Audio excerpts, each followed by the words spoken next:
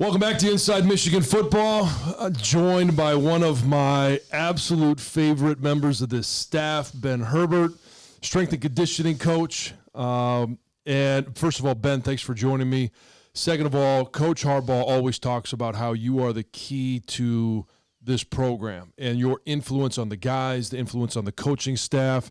How important is, let's just start with this, the weight room and the conditioning aspect of what you do, because there's a lot of aspects. You know, I think, John, the cool thing for me is the experience you have here at Michigan, what Mike Gittleson did for this program, how he impacted so many guys, the tone that he set strikes a chord with you. And guys that I've gotten to know over my time, my 5 years here, those stories and the things that are important, the foundational aspects that are important for this program to win championships, to beat Ohio State, it's where it starts. And we take a lot of pride in how we conduct our business, and we welcome that burden. I wouldn't want it any other way. How different is this team? Because, like you mentioned, what Mike Gittleson did, what you guys do in the weight room galvanizes a team because there's a shared struggle. And I'll say it, there's shared misery. But it's something that you wouldn't do by yourself. You're only doing it because your teammates are doing it, because somebody, the coaching staff, the strength and conditioning staff is pushing you. How different is this team now as a team than it was, let's go back to last January? I think the cool thing that this team has done is they've carried the momentum that Team 142 established.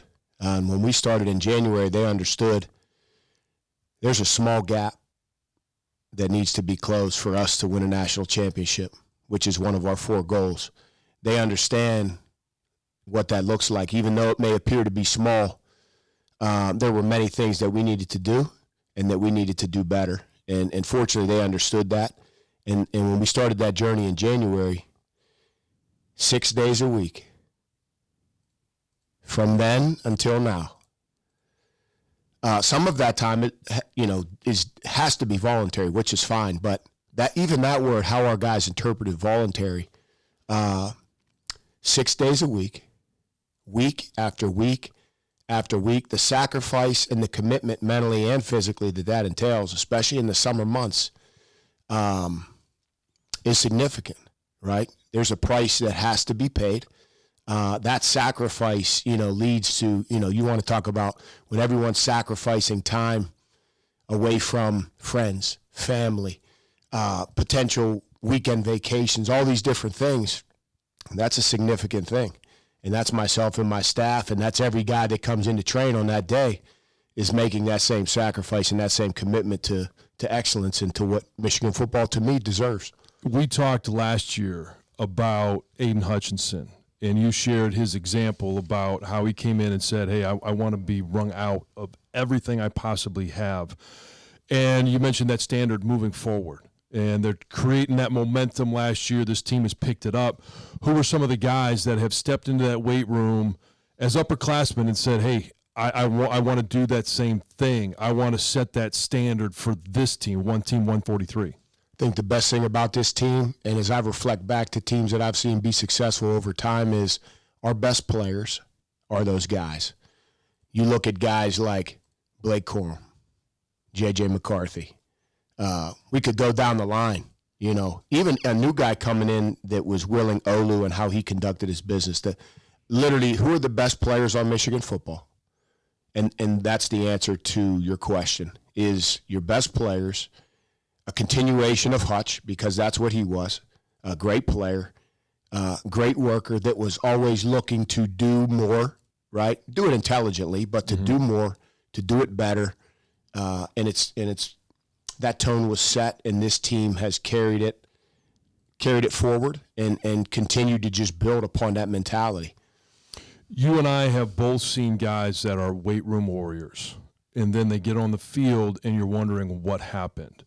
At the beginning of the year, there's this list that comes out, the freak list, and a lot of those guys on that list are just that. They're weight room warriors. They have freakish abilities and freakish talents. Mozzie Smith was number 1 this year. How do you train those guys so that it's not just the freakish abilities in the weight room, but it translates to what they're doing on the football field? I think the key for me, first and foremost, is I'm a football guy. Strength and conditioning for football. I don't ever let that get lost. Everything that we do is designed to carry it over to the game so you can be a more impactful player, right? So you can reap the reward of that. And then ultimately our team, Michigan football, can reap the reward of that. One of my greatest frustrations is guys that love to train and they don't love football, or they lack aggressiveness when it comes time to put the pads on and go do what it is you're supposed to do as a player. And the key for those guys, I always want to set the table so we have guys that have those traits. It's my job to continue to develop those traits, but also to capture, right? There are things that are done that if we didn't capture it, no one would believe it. And so when Dave, asks me each year about guys that have certain potential, I just send them a variety of video, photo, things just to package it so people can make their own decision. We develop those traits, we capture them, and then, it's just a reflection of the time and energy that those guys put in on a daily basis, and ultimately Bruce Feldman makes that list each year. I want to take a quick break, and when we come back, I want to talk about Coach's description of the mix of old school and new school and what that means in the weight room. We'll be back in just a moment with head strength and conditioning coach Ben Herbert. This is Inside Michigan Football from Learfield. Welcome back, and we're talking to Ben Herbert, Michigan strength and conditioning coach, and Coach has described what you do in the weight room as the perfect balance of old school, melded with a lot of new technologies, a lot of new techniques, nutrition, sleep, all of that stuff. How do you walk that fine line of, hey, there's this new technology, not getting lost into the bells and whistles, but being able to implement that into hey, you got to put the work in. It's got to be hard work that ultimately gets it done. One of the greatest questions I ever got in recruiting, recruit's mom, she was dead serious, and she had her husband and the boys, she's had multiple boys play at college and the NFL level, and you could just tell she had the it factor that a mom has, and she said, Coach, are you old school or are you new school? Kind of with quotes she made with her hands. I said, well, how's this? I consider myself the ideal blend of both. And then I continued to just describe to her, I know the last 25 years of my life have been spent in college football, in a college football training environment, right? So there are things that have proven over time to be tried and true. The mentality and how guys, the aggressiveness that it takes when you train, to train and to strain at a high level, your willingness to grind, the consistency, all of these things are very important. And that's been the case forever, in my opinion, at least for the 25 years that I've known, major college football. Each and every year, there are technologies being developed to assist myself as a strength and conditioning professional to better equip our guys with capabilities. So it's my job to figure out what is fluff, what has value, and what doesn't. And that's, to me, what has value to me, because that can mean something different to 20 different strength and conditioning coaches.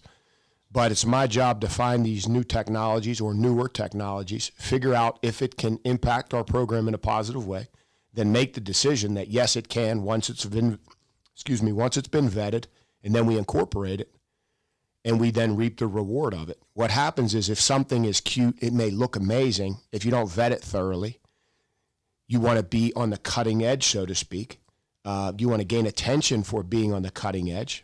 You incorporate something so that somebody sees it and says, hey, you're a cutting edge guy, but are you really using it to provide value? Is it providing value? Maybe it is, maybe it isn't. We just simply want to make sure that we incorporate things that can help our program and help our guys be better. And a great example of that is, one of my favorite questions is, how much do you squat? People will tell me in 1 second, Coach, I squat 650, 400, 300. How strong are your hips? in ab and adduction? How strong is your neck in flexion and extension? I don't know. I've never evaluated it. Well, let me introduce you to the force frame. This is how we quantify how strong a guy's hips are, because there's no negative to a strong, stable hip. So that's just one example. Vet the technology.